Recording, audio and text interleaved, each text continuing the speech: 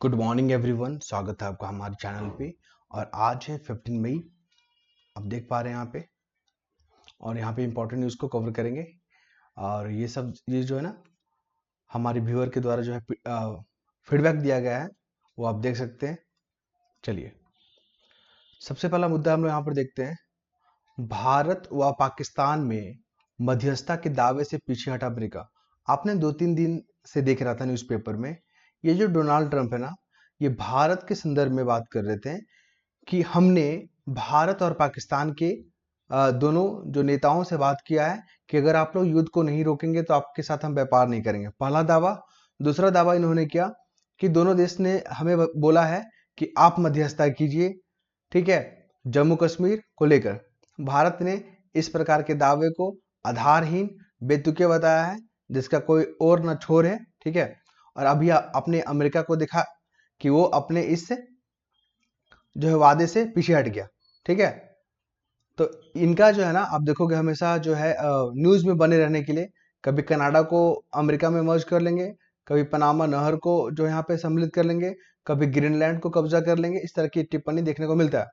कुल मिलाकर याद रखिएगा, भारत जो है ना, आतंकवाद के खिलाफ कड़ा रुख अपनाया है और अपनाता रहा है, अपनाएगा।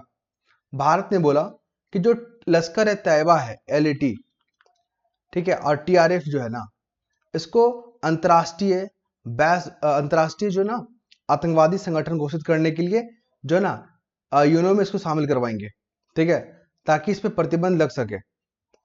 और आप सभी जानते हैं कि पाकिस्तान जो है ना, आतंकवाद को सपोर्ट करता है, आतंकवाद को पालता है, पोसता है, और वो भारत के खिलाफ यूज करता है। आप देखोगे चाइना भी जो है ना कहीं पाकिस्तान को सपोर्ट करता है कि आप भारत के खिलाफ जो है ना इस तरह की हरकतें करते रहे। आगे हम लोग देखेंगे, बस ये चीज को याद रखिएगा। क्वेश्चन आपसे पूछेगा कि भारत ने अंतर्राष्ट्रीय स्तर पे जो वैश्विक आतंकवाद है उससे निपटने के लिए क्या कदम उठाए हैं, तो आपका सीधा जवाब होगा कि भारत जो लश्कर तैयबा है, जो TRF जैसी संस्था, जो संगठन है, आतंकवादी संगठन, उसको अंतर्राष्ट्रीय स्तर पे एक आतंकवादी संगठन करके घोषित करने को लेकर, प्रतिबंध लगाने को लेकर यूएनओ में पहल कर रहा है, ठीक है। आप ध्यान रखेंगे, इस तरह के आपको कदम लिखने होते हैं मेंस में। दूसरा आते हैं हम लोग, जो फैक्ट बताएंगे ना उसको ध्यान रखिएगा। फैक्ट आपसे वैसे ही बिल्कुल पूछेगा। ये हमारे नए चीफ जस्टिस, पहला याद रखिएगा, कितने नंबर के? 52वां, ठीक है, 52 नंबर। बहुत कम लोग इसको ध्यान रखेंगे।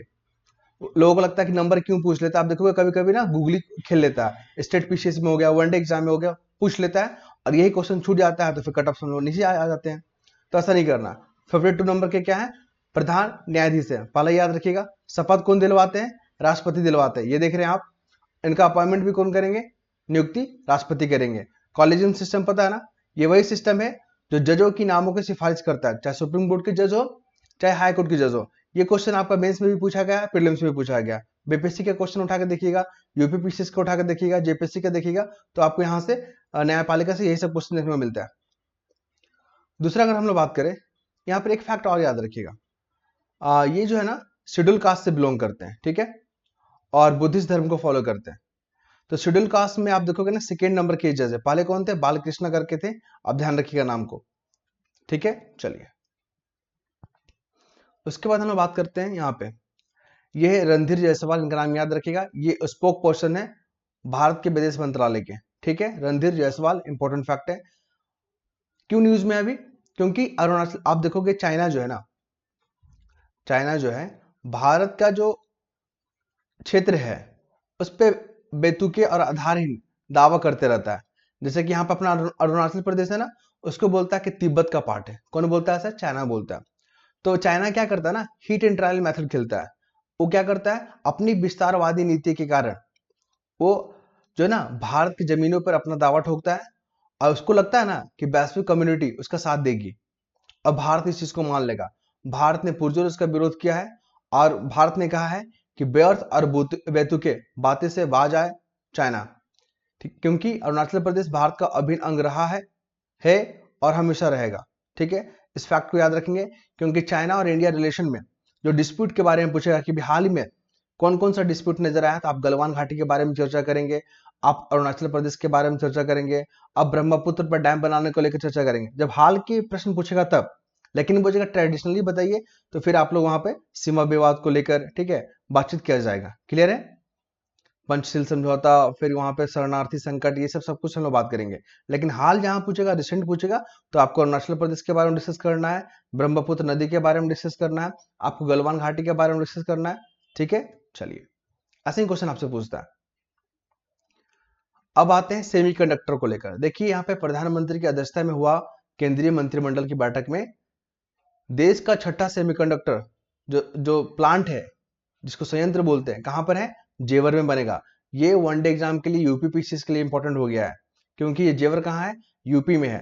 यूपी एग्जाम के लिए तो काफी महत्वपूर्ण हो गया, स्पेशली जो नेशनल एग्जाम होते हैं, वनडे एग्जाम होते हैं, उसके लिए भी इंपॉर्टेंट फैक्ट हो गया, डायरेक्ट आपसे पूछेगा। तो सरकार ने जो है ना छठा सेमीकंडक्टर संयंत्र को यहाँ पे लगाने की मंजूरी दे दिया है। 2027 से जो है ना ये स्टार्ट हो जाएगा। ठीक है, 2027 से क्या हो जाएगा यहाँ पे, आप देख पा रहे हैं, ठीक है, स्टार्ट हो जाएगा। इस फैक्ट को आप याद रखेंगे। और हम लोग बात करेंगे यहाँ पे सेमीकंडक्टर का, पता नहीं यूज कहाँ पर होता है, जो डिस्प्ले हम लोग देखते हैं, जो फोन का, टैबलेट का, है ना, लैपटॉप का जो डिस्प्ले होता है ना, वो सेमीकंडक्टर से ही बनता है। और ये प्लांट बैठेगा तो क्या फायदा होगा भारत को? तो भारत में रोजगार जनरेट होगा। भारत में जो है ना, जो हम लोग डिस्प्ले वगैरह जो बाहर से इंपोर्ट करते थे, उसमें हम लोग निर्भरता हो जाएंगे, खुद अपना प्रोडक्शन करेंगे। ठीक है, दो कंपनी इन्वॉल्व है, एक है HCL और फॉक्सकॉन, याद रखिएगा। अगले मुद्दे पे हम लोग आते हैं यहाँ पे। तो हम लोग बात करेंगे यहाँ पे, देखिए राजधानी, मतलब दिल्ली जो राजधानी है भारत की, 50,000 CCTV कैमरे लगाए जाएंगे। यहाँ से मेंस में क्वेश्चन पूछेगा आपसे कि वर्तमान में जो तकनीक है वो हमारे इंफ्रास्ट्रक्चर को, राष्ट्रीय हित को, महिलाओं की सुरक्षा में किस प्रकार ये योगदान दे रहा है। तो आपको बताना है होगा किस प्रकार योगदान दे रहा है। तो तकनीक में आप CCTV कैमरा का यूज करेंगे, आप यहाँ पे उसके बारे में डिस्कस करेंगे। ठीक है, बहुत सारी तकनीक है, लेकिन उसमें CCTV कैमरा जो है ना महिलाओं को सुरक्षा देने में काफी जो है यहाँ पे महत्वपूर्ण योगदान है। कैसे? क्योंकि ये निगरानी रखेगा, और देखिएगा कोई भी अवांछित जो गतिविधियां हो रही है, तो उस पर जो निगरानी रख के उस पर एक्शन लिया जाएगा। आप देख रहे हैं यहाँ पे राजधानी में सुरक्षा और निगरानी में सुधार के लिए CCTV कैमरा का संख्या बढ़ाई गई है। ठीक है, क्वेश्चन यहाँ से पूछे जाने की संभावना है। और महिलाओं को एक सुरक्षित वातावरण जो है मुहैया प्रदान करके जो है ना इनको सशक्त किया जाएगा। ठीक है, चलिए, तो चीजों को 2-3 पॉइंट में अगर आपको याद है ना, तो आप 2 पेज 1.5 पेज आप आंसर लिख लोगे, क्योंकि आपको कैमरा के बारे में डिस्कस करना। CCTV कैमरा क्या होता है? तो ये इक्विपमेंट होता है, इसमें जो बहुत सारे सेंसर लगे होते हैं, कैमरा लगे होते हैं। ठीक है, फिर ये जो है आपका चिप से जुड़ा होता है, जहाँ पे डाटा स्टोर होता है। इस तरह की बातें कर करके आपको फिर मेन मुद्दे पर आ जाना है कि महिलाओं की सुरक्षा कैसे करता है, निगरानी के माध्यम से। फिर जो क्षेत्रों की सुरक्षा कैसे करता है, निगरानी के माध्यम से। उसके बाद हम लोग बात करेंगे यहाँ पे, देखिए सीधा आपसे पूछेगा कि गामा नाइफ थेरेपी किस रोग से जुड़ा हुआ है, सीधा पूछेगा आपसे गामा नाइफ थेरेपी। तो देखिए गामा नाइफ जो है ना जो है आपका किससे जुड़ा हुआ है? आंख का कैंसर से। अगर आंख में कैंसर हो जाता है ना, तो उससे निपटने के लिए थेरेपी लाया गया है, गामा नाइफ थेरेपी। इसमें रेडिएशन का यूज होता है। ठीक है, गामा नाइफ थेरेपी। और इससे क्या, इसका फायदा क्या होगा? तो जो आंखों के कैंसर से जूझ रहे हैं उनकी संख्या में कमी होगा, इलाज जो है मुहैया करा पाएंगे हम लोग। जो भी पड़ोसी राज्य है या पड़ोसी देशों में, जैसे चाइना, नेपाल, भूटान से लोग आते हैं यहाँ पे ट्रीटमेंट के लिए, उनको भी यहाँ पे सुविधा होगा। भारत अपने सॉफ्टवेयर को बढ़ा सकता है। तो इस तरह की बातें ध्यान रखिएगा। और ये गामा नाइफ रेडियोथेरेपी जो है ना किस चीज के लिए है? आंखों के इलाज के लिए। उसके बाद आते हैं हम लोग यहाँ पे समानता का सवाल। समानता का सवाल कहने का मतलब है कि सेना में अभी जो ना सुप्रीम कोर्ट में एक बहस चल रहा है, सेना में महिलाओं की संख्या कम क्यों है, इस पर सुप्रीम कोर्ट ने चिंता व्यक्त किया। देखिए बीपीएससी में जो है ना आप 69 का क्वेश्चन देखोगे, उसमें एक डायरेक्ट क्वेश्चन आया था कि महिलाओं को लेकर सुप्रीम कोर्ट का टिप्पणी का उल्लेख करे। तो बहुत लोग आंसर में क्या किए थे, इधर उधर की बातें गोल मटोल लिखने का कोशिश किए थे, लेकिन सुप्रीम कोर्ट का जो टिप्पणी था, जो कंसर्न था, उस चीज को नहीं लिख पाए। तो वहां पे एग्जामिनर ने साफ साफ बोल दिया कि यहाँ पे सुप्रीम कोर्ट का जो है ना स्पेसिफिक जो गाइडलाइन है उसके बारे में लिखिए। और नंबर वहां पर कितना दे दिया गया? 0, जबकि वो 2 पेज लिखे थे। तो यह जब एग्जामिनर या जो क्वेश्चन में पूछा जाएगा ना, वो चीज को यहाँ पर लिखना है। जैसे कि यहाँ पर बात करें यहाँ पे, तो सेना में महिलाओं की संख्या कम है, उसी को लेकर सुप्रीम कोर्ट ने गाइडलाइन दिया है कि जब महिलाएं राफाल जो है फ्लाइट को मतलब प्लेन को उड़ा सकती है, राफाल जो जेट है हमारा, अ, तो उसको उड़ा सकती है, तो फिर सेना को संचालन क्यों नहीं कर सकती है, सेना में उनकी संख्या कम क्यों है, इसको लेकर सवाल किया गया है। दूसरा क्या है कि जब आप देखोगे सेना में जो मेडिकल टीम की लीडर होती है ना, या मेडिकल सेवाओं में महिलाओं की संख्या ज्यादा है, जब इन क्षेत्रों में महिलाएं नेतृत्व कर सकती है तो बाकी क्षेत्र में क्यों नहीं।